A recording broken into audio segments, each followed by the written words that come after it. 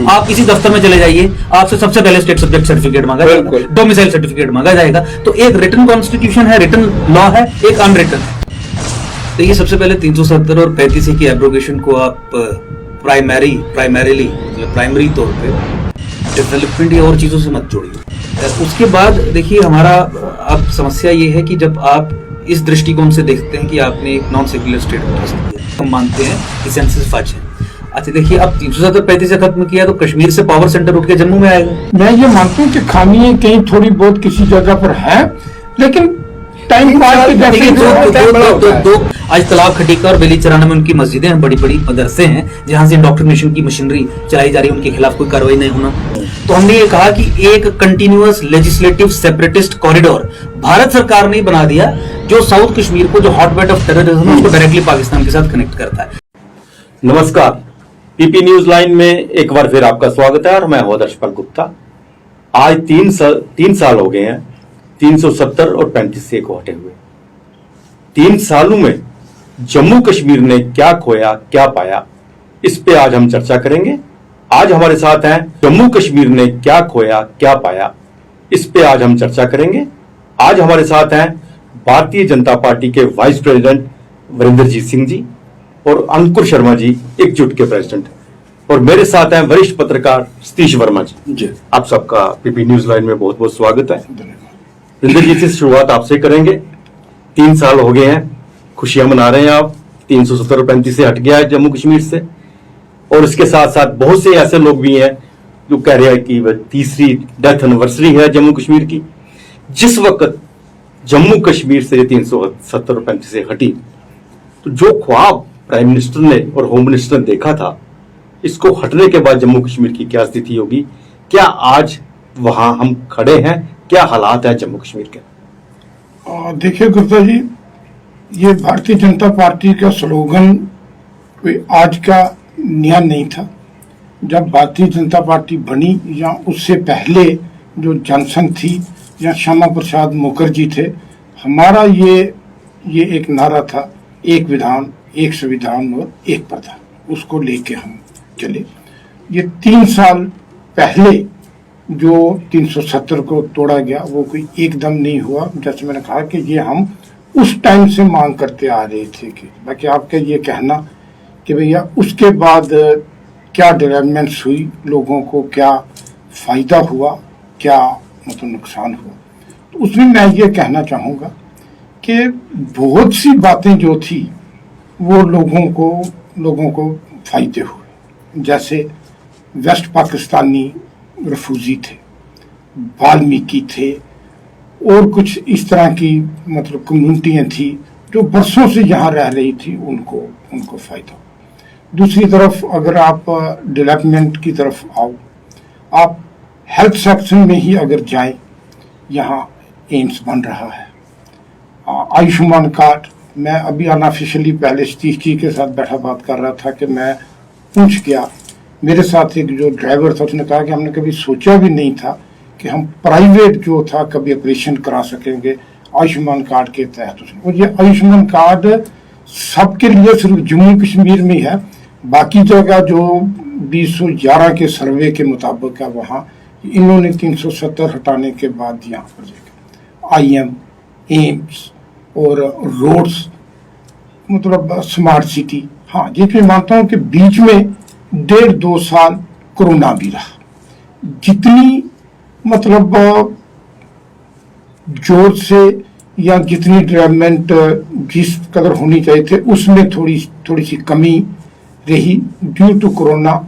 उसमें आप भी और अंकुर जी भी और सारे जानते हैं कि कैसे हमें घर से बाहर निकलना भी मुश्किल हो रहा था। लेकिन आज जैसे आप ठीक कह रहे हैं अंकुर जी, चूंकि बहुत देर से हम आपके साथ इससे जुड़े हुए हैं और अब आप चाहते भी थे 370-35 से खत्म हो जाए, और उसके लिए आपने संघर्ष भी किया था, कोर्ट के अंदर भी बाहर भी आपने किया था। और अब स्थिति इस वक्त ये है कि हम ये सोचने पे मजबूर हो रहे हैं कि हमने क्या खोया क्या पाया।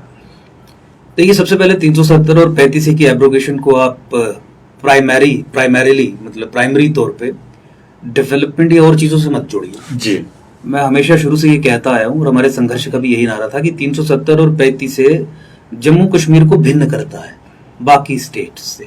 इंडियन यूनियन के साथ जो जम्मू कश्मीर का रिश्ता है उसे टू नेशन थ्योरी को आधार बना के डिफाइन करवाता है। यही कहता था 370 और 35 से कि चूंकि जम्मू कश्मीर एक मुस्लिम मेजोरिटी स्टेट है इसलिए हिंदुस्तान का कॉन्स्टिट्यूशन यहाँ पे लागू नहीं होगा। और अगर आप मुस्लिम सब नेशनलिज्म के कॉन्टेक्स्ट में देखें तो कहने का मतलब यही था कि इनफेडरल कॉन्स्टिट्यूशन, काफिरों का कॉन्स्टिट्यूशन, हिंदुओं का कॉन्स्टिट्यूशन, क्योंकि हिंदू मेजोरिटी कंट्री है यहाँ लागू नहीं होगा। इस मुस्लिम मेजोरिटी स्टेट का अपना झंडा होगा, अपना इसका अलग संविधान होगा, यानी स्टेट विद इन स्टेट, जिसका आधार वही था जिस आधार पे पाकिस्तान का निर्माण हुआ था। तो आपने 370 और 35 को जब इंट्रोड्यूस किया कॉन्स्टिट्यूशन में पोस्ट इंडिपेंडेंस, तो आपने पाकिस्तान बनने की प्रक्रिया को रोका नहीं पाकिस्तान बना के देने के बाद, बल्कि एक पाकिस्तान, नए पाकिस्तान के बीज यहाँ पे बी दिए। तो सबसे पहले तो ये हमें समझने की जरूरत है कि डेवलपमेंट से नहीं जोड़ना है आपको 370 पे। 370-35 ऐसे खत्म होने से डेवलपमेंट तत्काल प्रभाव से नहीं आएगी। पॉलिटिकल पार्टीज हो, जब हमने ये पब्लिक डोमेन में सारी इंफॉर्मेशन लाई तो सबने ये आधिकारिक पोजीशन ली कि हम मानते हैं कि सेंसस फर्ज है। अच्छा देखिए, अब 370-35 से खत्म किया तो कश्मीर से पावर सेंटर उठ के जम्मू में आएगा। तो जम्मू में आने के लिए पहला कदम होगा कि डिलिमिटेशन आप 2021 के सेंसस के आधार पे करें। आपने निर्णय ले लिया 2011 के नहीं, तो मैं कह रहा हूं कि जो 370 और 35 के खात्मे को उसके लॉजिकल कंक्लूजन तक लेके जाना था वो नहीं लिया गया। पहला कदम उठाया गया जहां पे 370-35 को ध्वस्त किया गया, उसके बाद उसके जो दुष्प्रभाव थे उनको रिवर्स करने के बजाय उसके दुष्प्रभावों को किस तरीके से सिस्टम में डीपली एंट्रेंच किया जा सके उस दिशा में कदम उठाया। वही आपका यही है, मतलब कि जो सत्ता का केंद्र जो था वो जम्मू को होना चाहिए था उसके पास। हम ये कहा ही जाता रहा हमेशा से कि 370 का इरोजन तो पंडित नेहरू के समय से भी शुरू हो गया था, ये कहा जाता है, क्योंकि तभी यहाँ पर सुप्रीम कोर्ट और तमाम एजेंसी सेंटर की यहाँ आस्था सारा, कभी शेख अब्दुल्ला को अंदर किया, कभी बाहर निकाला, फारूक को अंदर किया, बाहर निकाला, मतलब अपने रूप नेहरू ने चलाने की कोशिश करी। ये अपने अपने मत हो सकते हैं, लेकिन 370 और 35 से खत्म होने के बाद आम आरोप है ये उन लोगों का जिनका वीरेंद्र जिक्र कर रहे थे कि वेस्ट पाकिस्तान रिफ्यूजी है, वाल्मीकि समुदाय है, गोरखा है, इवन जम्मू के सन ऑफ सॉइल जो है उनको डोमिसाइल पर अभी भी प्रॉपर्टी रजिस्टर कराने की राइट नहीं है। ये आखिर पेच क्यों लगा हुआ है? मैं कल एक नेशनल टेलीविजन को एक इंटरव्यू दे रहा था और उसमें स्पेसिफिकली उन्होंने इसी चीज पे स्टोरी करनी थी, कुछ दिन में वो पब्लिश भी होगी। मैंने उन्हें बताया कि जिस समय 370 और 35 को खत्म किया तो आपने ट्रांसफर ऑफ प्रॉपर्टी एक्ट जो J&K का था, सेक्शन 138 और सारी सेक्शन जिसमें स्टेट सब्जेक्ट सर्टिफिकेट की रिक्वायरमेंट थी वो आपने खत्म कर दिया। साथ ही साथ अग्रेरियन रिफॉर्म्स एक्ट की सेक्शन 17 थी जिसमें स्टेट सब्जेक्ट सर्टिफिकेट की मालिकाना हक लेने के लिए टिलर को रिक्वायरमेंट थी, वो भी आपने रिपील कर दिया। अग्रेरियन रिफॉर्म्स एक्ट खत्म नहीं किया, सेक्शन 17 हटा दी, क्योंकि आपने ये कहा कि 370 और 35 के बाद स्टेट सब्जेक्ट की या परमानेंट रेजिडेंट की कोई भी रिक्वायरमेंट नहीं रहेगी for the purposes of getting property etcetera. लेकिन वो एक लीगल फ्रेमवर्क हो गया, एक रिटर्न कानून हो गया। जम्मू कश्मीर में मैंने यही कहा कि जो डिफैक्टो मुस्लिम स्टेट है, लीगल मुस्लिम स्टेट खत्म हो गई 370-35 के खात्मे से, वो अभी भी एग्जिस्टेंस में। उसका प्रमाण ये है कि कानून कहता है कि स्टेट सब्जेक्ट सर्टिफिकेट की डोमिसाइल की कोई रिक्वायरमेंट नहीं है जमीन खरीदने के लिए, प्रॉपर्टी खरीदने के लिए। आप किसी दफ्तर में चले जाइए, आपसे सबसे पहले स्टेट सब्जेक्ट सर्टिफिकेट मांगा जाएगा, डोमिसाइल सर्टिफिकेट मांगा जाएगा। तो एक रिटन कॉन्स्टिट्यूशन है, रिटन लॉ है, एक अनरिटन है। अनरिटन जो है वो डिफैक्टो इस्लामिक स्टेट को चला रहा है, जिसका संरक्षण अभी भी उन लोगों को हासिल है जिस तरीके का पॉलिसी फ्रेमवर्क जहां कहने का मतलब ये कि अभी भी जो है, अगर 370-35 की बात करें, उनका अभी भी कहीं ना कहीं वजूद अदृश्य दिखाई दे रहा है। केवल पहला कदम उठाया गया, मैं कह रहा हूं 10 और कदम उठाने थे। कि किसी हद तक अंकुर जी की बात ठीक है। जो ब्यूरोक्रेटिक सिस्टम जो 70 साल से जो लोगों के जहन में था कि हम कुछ मतलब अलग ही है, तो उसके निकालने के लिए, जैसे मैंने पहले भी कहा कि बीच में कोरोना आ गया, लेकिन गवर्नमेंट सब लेवल पे काम जो है कर रही है। ये मैं मानता हूँ कि कई जगह आपने रजिस्ट्री करवानी है, ये तो एडवोकेट है, रोज वकील जाते हैं, और जमीन की वहां पर वो स्टेट सब्जेक्ट मांग रहे हैं, लेकिन कई जगह पे डोमिसाइल पे भी रजिस्ट्री जो है हो रही है। मैं उसका सबूत भी देखा सकता। मैं ये मानता हूँ कि खामियां कहीं थोड़ी बहुत किसी जगह पर है, लेकिन टाइम पास के जैसे दो क्विक क्लैरिफिकेशंस में देना चाहूंगा।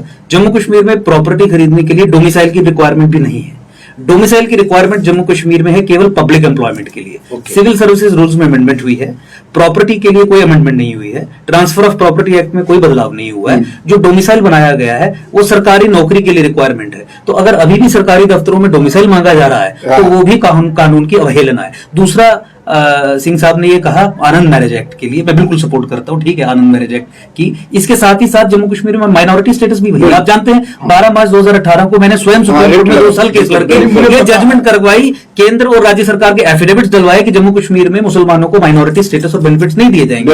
उसमें कोर्ट ने ये नहीं कहा कि आप हिंदुओं को दे दो। कंक्लूजन तक ले जाने की दिशा में आगे जो अनिवार्य कदम थे वो नहीं उठाए। चलिए हम परिसीमन आयोग पे आते हैं जिसका आप जिक्र कर रहे थे।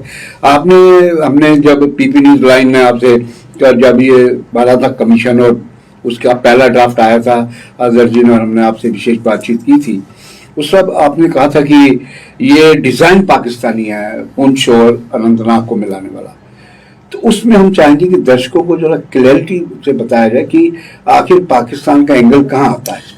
देखिए, तो मैंने कहा कि डिफेक्टो इस्लामिक स्टेट अभी भी एग्जिस्टेंस में है, उसे भी ध्वस्त करना है, जिसके लिए 370-35 को खत्म करने के बाद 10 और अनिवार्य कदम उठाने हैं। उसी दृष्टिकोण से आप देखिए कि डिलिमिटेशन कमीशन ने जिस तरीके से अनंतनाग कंस्टिट्यूएंसी को रिकास्ट किया, तो हमने ये कहा कि एक continuous legislative separatist corridor Bharat सरकार ने बना दिया, जो साउथ कश्मीर को, जो हॉटबेड ऑफ टेररिज्म है, उसको डायरेक्टली पाकिस्तान के साथ कनेक्ट करता है। साउथ कश्मीर आप सब जानते हैं कि हॉट बेड है टेररिज्म का, आइडियोलॉजिकल इंडोक्ट्रिनेशन की मशीनरी जो है, इंफ्रास्ट्रक्चर जो है वहीं पे है, आतंकवादी वहां से निकलते हैं। वो साउथ कश्मीर जो है पाकिस्तान के साथ direct border, physical border share नहीं करता है, राजौरी और पुंछ करता है। तो जब आपने 13 असेंबली कंस्टिट्यूएंसी साउथ कश्मीर की, जहां से अल्टीमेटली फिर एमपी चुना जाएगा, उसको राजौरी और पुंछ के साथ जोड़ दिया। राजौरी पुंछ की 5 या 6, I am not sure, but 5 या 6 से ज्यादा नहीं, 13 वहां है, 5-6 यहां है, 18-19 की मिला के एमपी कंस्टिट्यूएंसी बन दी है। आपने राजौरी और पुंछ जो फिजिकल बाउंड्री शेयर करता है पाकिस्तान के साथ, ऐसे कॉन्स्टिट्यूएंसी रिकास्ट करके उस आइडियोलॉजिकल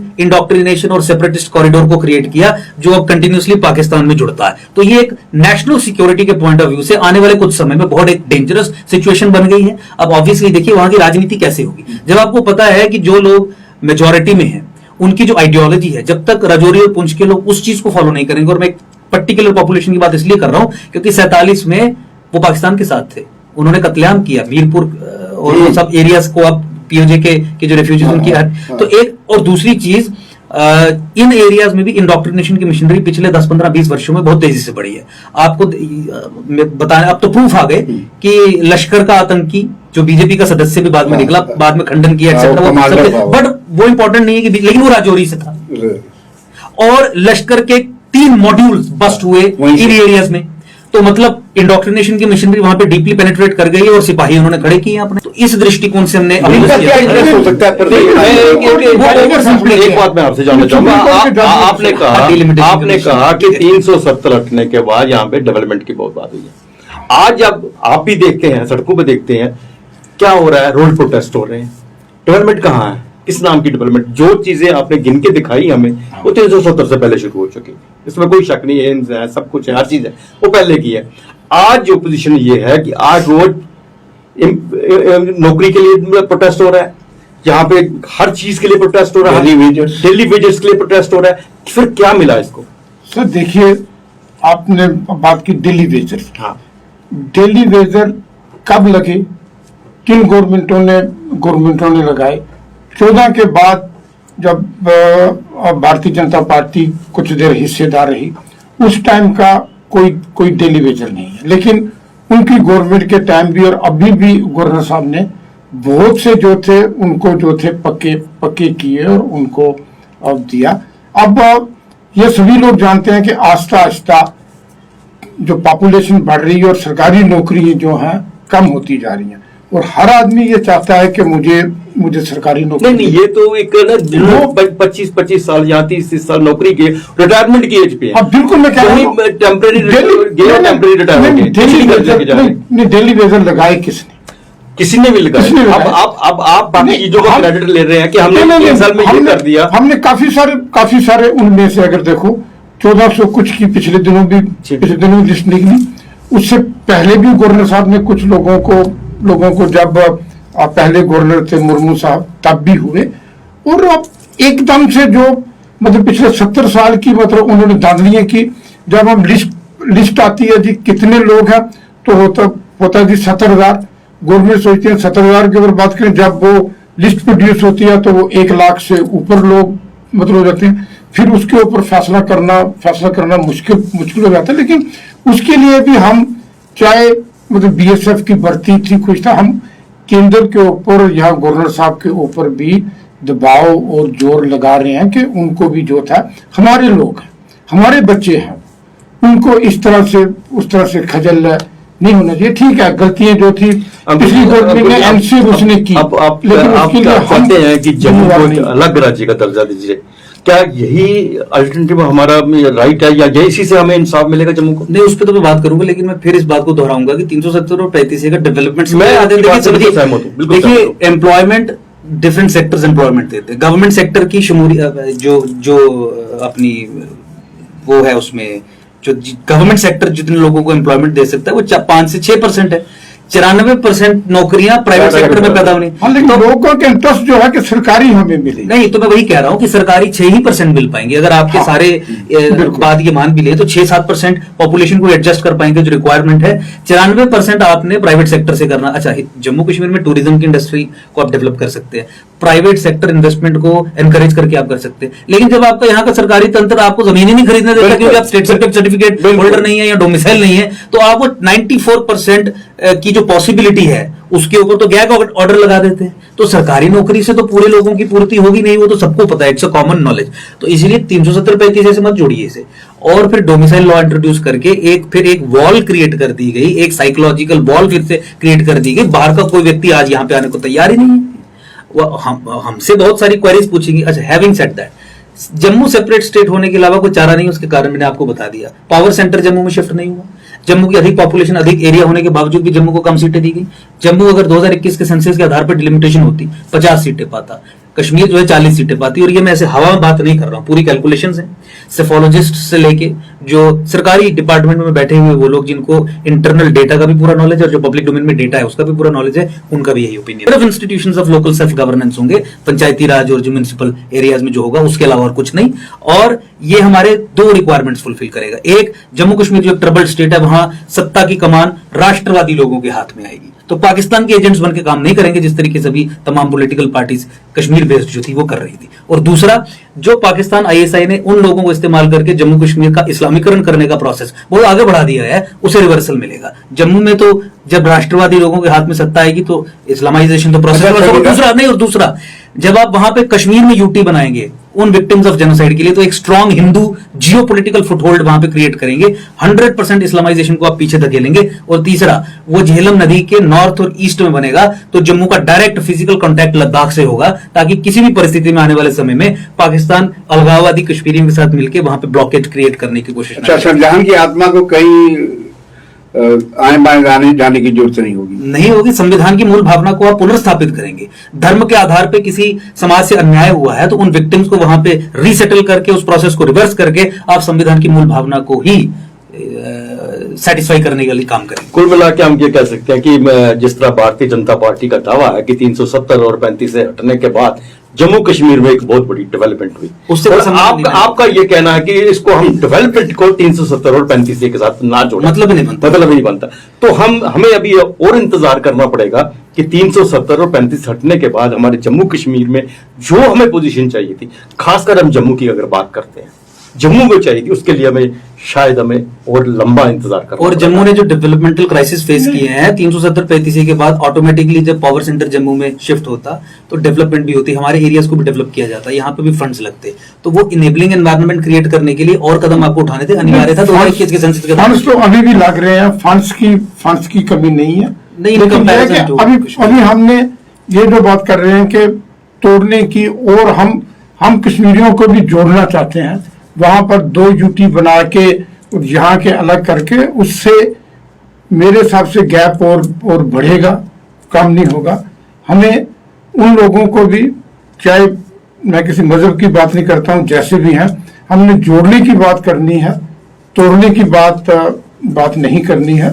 और हमारा यही विचार है कि सबका साथ, सबका नेशनल सिक्योरिटी के दृष्टिकोण से एक रीऑर्गेनाइजेशन करना कोई ऐसी बात नहीं है कि जो तोड़ने वाली बात होगी। उसका कारण ये भी है कि देखिए लिंग्विस्टिक ग्राउंड्स पे स्टेट्स की रीऑर्गेनाइजेशन हुई, तो उस कॉन्टेक्स्ट में भी आप देख लो। और दूसरा, आप उन लोगों को जोड़ने की बात कर रहे हैं जो परपेट्रेटर्स रहे हैं, जिन्होंने हिंदुओं का, सिखों का नरसंहार किया और कंटिन्यूसली कर रहे हैं। और सबसे इंपॉर्टेंट बात, वो लोग सत्ता में रहे हैं।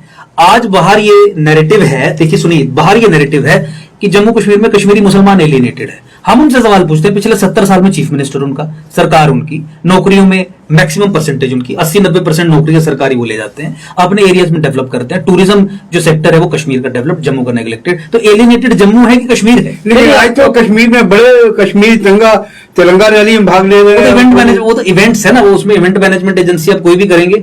कश्मीर की ओवरवेलमिंग पॉपुलेशन तिरंगे के साथ नहीं है, इस बात को समझिए, मानिए। जितना झूठ परोसेंगे देश के सामने, बाद में समेटने में दिक्कत हो जाएगी। लेकिन हमारे सामने ये क्या हम कश्मीर को छोड़ दे, ऐसे ही छोड़ दे? नहीं, भारत का हिस्सा नहीं रहने नहीं, नहीं, नहीं, चेंज नहीं, ड्यूटी बनाए। आपने जो डायरेक्ट केंद्र सरकार की बात की है, मैंने कहा डायरेक्ट केंद्र सरकार के कंट्रोल में। जनरलाइज तो नहीं कर सकते, किस चीज को जनरलाइज नहीं कर सकते? किसी कम्युनिटी विशेष को, किसी कम्युनिटी विशेष को जनरलाइज नहीं कर रहा हूं, विक्टिम्स ऑफ जेनोसाइड को जनरलाइज कर रहा हूं। नरसंहार के विक्टिम्स हिंदू और सिख रहे हैं, मैं उन्हें जनरलाइज कर रहा हूं। And it is a fact. Target killing में तो मुसलमान भी, उसमें समझने की जरूरत, आपका अच्छा सवाल है। हिंदू को मारा जाता है क्योंकि वो हिंदू है, क्योंकि वो हिंदुइज्म प्रैक्टिस करता है। मुसलमान को इसलिए नहीं मारा जाता क्योंकि वो इस्लाम प्रैक्टिस करता है। मुसलमान को तकफीरी जिहाद के तहत मारा जाता है। क्यों? क्योंकि मुसलमान आतंकी संगठन का साथ नहीं दे रहा था। मुसलमान भारत के, तो डिफरेंस है। आपको आपके धर्म के कारण मारा जा रहा है, और उसको इसलिए मारा जा रहा है कि इंडियन एस्टेब्लिशमेंट में कहीं नौकरी कर रहा है, आतंकी संगठन के साथ नहीं है, या इसने पैसे लेके खबर लीक कर दी। मुसलमान को मुसलमान होने के कारण अगर बनाएंगे स्टेट तो वो अलग नहीं बनाएंगे, डायरेक्ट किसमें आ जाएंगे? अगर अलग यूटी बनती है उनकी, तो वो जिनका आप जिक्र कर, जैसे हमने सवाल किया, जो पूरा देश के साथ जुड़े मुसलमान हैं, जो टारगेट होते रहे, वो भले किसी पॉलिटिकल पार्टी के हों, लेकिन वो तो फिर खतरे में आ जाएंगे। खतरे में नहीं आएंगे। आप क्या करेंगे? उन्हें डीरेडिकलाइज कर। देखिए, पहले रिक्वायरमेंट एक चीज देखिए, वहां पे जितनी भी पॉलिटिकल पार्टीज हैं पाकिस्तान आईएसआई के पेरोल्स में, उसी चीज पे अलगाव। देखिए, आप पीडीपी की का डॉक्यूमेंट देख लीजिए, सेल्फ रूल का डॉक्यूमेंट सेपरेटिस्ट डॉक्यूमेंट है। प्री 1953 स्टेटस जो एनसी मांगती है वो सेपरेटिस्ट डॉक्यूमेंट है। वो लोग जब सत्ता की कमान अपने हाथ में ले लेते हैं तो लोगों को अपने हिसाब से चलाते हैं। अब आप दूसरी सिचुएशन देखिए, जहां पे उसको यूटी बना दिया, डायरेक्ट केंद्र सरकार उसे कंट्रोल करेगी। केंद्र सरकार की एजेंसीज, आर्मी हो, पैरामिलिट्री हो, वहां पे लोगों को सिक्योरिटी प्रोवाइड करेंगी। ऐसे लोगों के हाथ में सत्ता नहीं होगी जो पाकिस्तान के एजेंट्स हैं। विच situation is better for India? नहीं, अभी भी तो वही सिचुएशन है। तो इलेक्शंस करवा रहे हैं ना जी जी। तो अभी ये सिचुएशन तब तक है जब तक इलेक्शंस नहीं होते। हम तो आगे 10, 20, 50, 100 साल की बात कर रहे हैं कि अरेंजमेंट तो यही है ना कि कश्मीर को सत्ता देनी है। अभी 47 सीट्स आपने दे दी हैं, 10 सीटें उनकी जम्मू संभाग में भी हैं, स्पेसिफिक एरियाज में, इंडोक्ट्रिनेशन के कारण। 57 सीटें अगर कश्मीर बेस्ड पॉलिटिकल पार्टीज के प्रभाव में हैं, तो इस बार नहीं तो अगली बार से ultimately they be able to form. लेकिन हम ये क्यों नहीं समझते कि मोदी जी का प्रयास है हृदय परिवर्तन करना, सबका साथ सबका विकास। पिछले 70 साल में जम्मू को पिछले 70 साल में वो नीति फेल हो गई है। और एक व्यक्ति अगर एक नीति को 3 बार फेल होने के बाद चौथी बार लगाए तो वो मूर्खता है। मैं वो कह रहा हूं, पिछले 70 साल से इंडियन स्टेट की पॉलिसी फेल हुई है। ये डिबेट और भी लंबी हो सकती है, लेकिन समय काफी हो गया कि हम उम्मीद करते हैं कि अब 3 साल हो गए हैं, 3 सालों में कुछ परिवर्तन जो भी हुए हैं और कुछ आशाएं जो हैं मोदी सरकार से हैं, खासकर जम्मू और लद्दाख के लोगों को, वो भी पूरी होगी। आप हमारे स्टूडियो में, आपका बहुत बहुत धन्यवाद। आज के लिए बस इतना ही। अगले प्रोग्राम में फिर आपसे भेंट होगी, तब तक इजाजत दीजिए। नमस्कार।